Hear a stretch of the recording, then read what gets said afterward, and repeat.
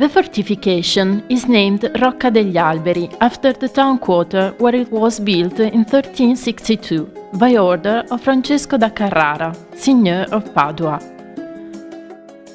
The purpose was twofold: to protect the western entry to Montagnana and to provide garrison with a post for last defense in case of military occupation. Therefore, it was completely isolated, being enclosed between the moat outside the walls and two deep holes inside. They could be crossed through a complex system of drawbridges and two small barbicans on the eastern and western sides. Entering the fort, you can admire the three big stone slabs hanging on the crenellated walls and bearing the coats of arms of Padua, of Francesco I, and of the da Carrara family.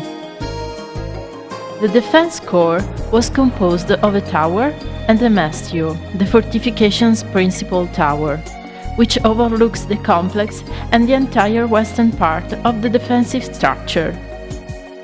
After the ancient beams and original plankings collapsed, the interior underwent restoration works and a metal structure was inserted to bear present floors.